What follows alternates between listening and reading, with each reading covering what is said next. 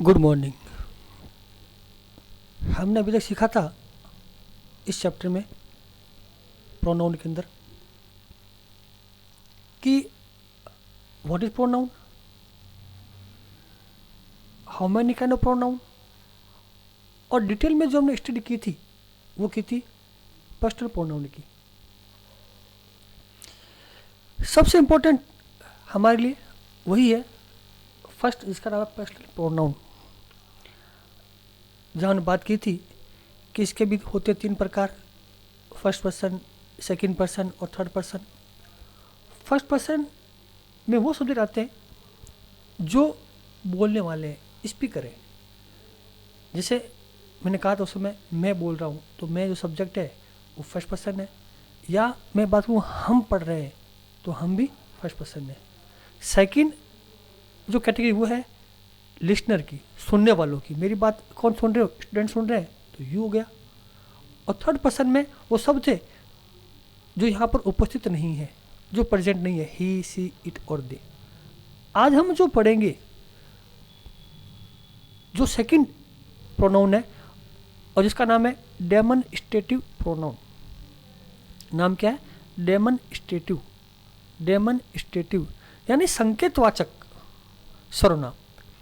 जैसा कि नाम संकेत, डेमोन्स्ट्रेट अर्थ है पॉइंट आउट, इंडिकेट, किसी की ओर इशारा करना, किसी की ओर संकेत करना।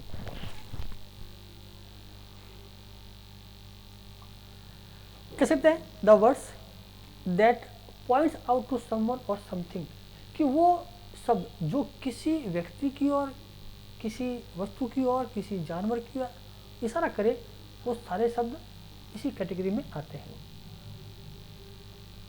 हम कई बार बात करते हैं कि वह किताब है, तो वह सब शब्द है वो किताब की इशारा कर रही है, वो प्रोनाउन कौन सा है? डेमोन्स्ट्रेटिव है। यह मेरा भाई है, यह इशारा कर रहा है भाई की ओर, डेमोन्स्ट्रेटिव है। तो हम इसी पर आज डिटेल में पढ़ेंगे। डेमोन्स्ट्रेटिव में जो मेनली जो आते हैं प्रोनाउन वो है दिस, दैट, दीज और दूज, और जिनके बारे में हमने पहले भी पढ़ा हुआ है छोटी कक्षाओं में। दिस का प्रयोग कहाँ करते हैं, दैट का कहाँ करते हैं, दीज का कहाँ करते हैं और दूज का कहाँ करते हैं। फिर भी हम आज फिर एक अध्ययन करेंगे। दिस का मतलब है यह, दैट का मतलब वह, दीज का मतलब ये और दूज का मतलब वे। इसे इस पर समझना है कि अपन इसको दो भागों में डिवाइड करते हैं, सिंगुलर और प्लूरल।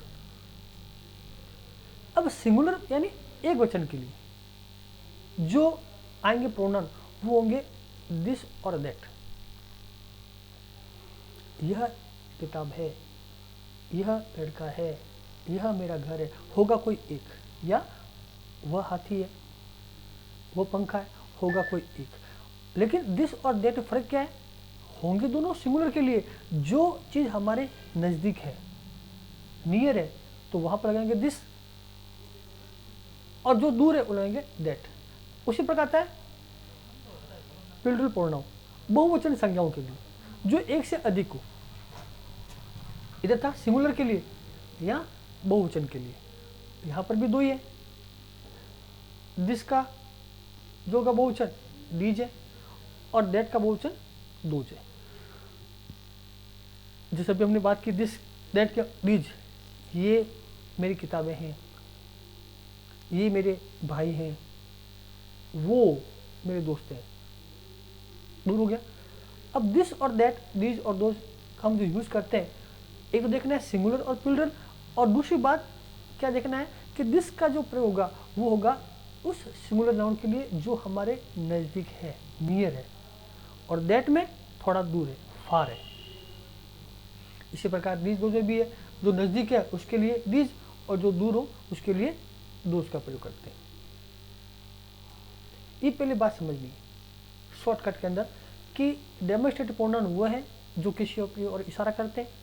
इसमें दिस, दैट, दीज, दोज है, और दिस दैट आता है सिंगुलर के लिए और दीज दो आता है प्लूरल के लिए। दिस और दीज वो चीज़ जो नज़दीक है, दैट और दोज जो हमसे दूर है। अब इनका हम यूज़ करना सीखते हैं कुछ एग्जाम्पल के द्वारा और समझने की कोशिश करते हैं इनको। जैसे मैंने पिक्चर दिखाई, और पूछूं व्हाट इज दिस, ये क्या है, नज़दीक है, कैमल। तो कह सकते हैं लुक हियर, यहाँ देखो, दिस इज ए कैमल। अब लुक हियर, यहाँ देखो, इसलिए दिस का प्रयोग है। अगर कहते हैं वहाँ देखो तो दैट, लेकिन अभी नज़दीक इसलिए दिस का प्रयोग किया है।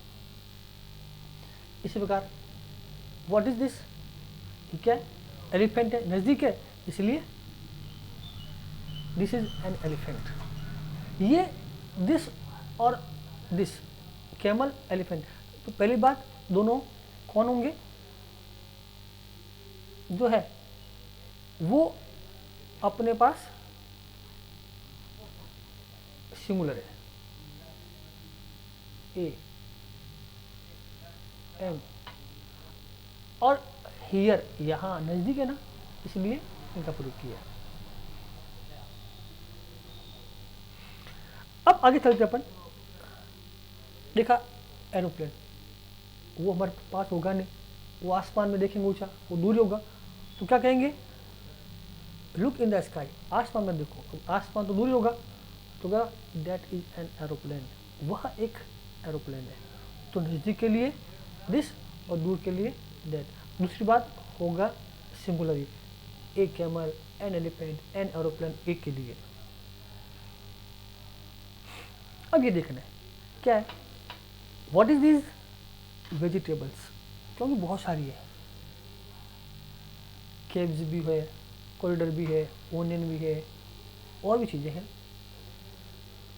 तो क्या होगा, दीज आर वेजिटेबल्स, ये सब्जियां हैं।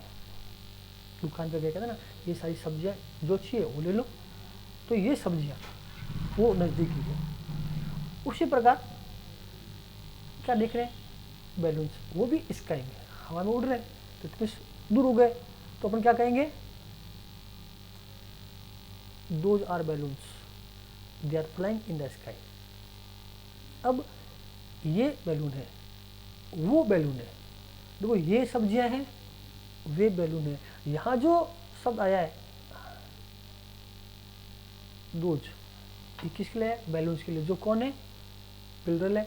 और ये जो है ये भी प्रोनाउन है, पर्सनल, किसके लिए आया है, बैलून्स के लिए। तो बैलेंस कौन है, नॉन लिविंग थिंग है, एक से अधिक है तो दिया गया, जो पहले सीखा था। तो इस प्रकार हमने आज जो सीखा है वो था आपके इन डेमोनिस्ट्रेटिव प्रोनाउन, वो प्रोनाउन जो किसी की ओर इशारा करे। और इसमें कौन कौन से, दिस, दैट, दीज और दोज। दिस और दैट आता है सिंगुलर के लिए, और दीज और दोज आता है प्लूरल के लिए। दिस और दीज किसके लिए, जो नियर हो, और दैट और दोज जो हमसे दूर हो। तो इस प्रकार हमको देखना है। आज हमने 2 स्लाइडों का अध्ययन किया है, इन दोनों स्लाइडों को आपको स्क्रीनशॉट लेना है, अपनी नोटबुक में लिखना है और उसको समझने की कोशिश करनी है।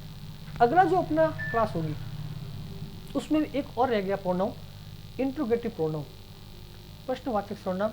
हम उसके बारे में बात करेंगे और सीखेंगे, किसे कहते हैं, कहाँ इसका यूज़ करते हैं इंट्रोगेटिव का, वो भी बहुत इंपॉर्टेंट है। और हमारे जो भी बुक्स का चैप्टर खत्म होता है उसके बाद वही क्वेश्चन पूछ जाते हैं, तो वो भी सीखना जरूरी है। मैंने पहले कहा था कि प्रोनाउन बहुत से प्रकार है, लेकिन हम केवल जो बात करेंगे वो होगा पर्सनल प्रोनाउन, डेमोन्स्ट्रेटिव और इंट्रोगेटिव, जो हमारे बहुत ज़्यादा यूज में आते हैं। तो आज जो क्लास ली यहाँ पढ़ा हमने डेमोन्स्ट्रेटिव प्रोनाउन।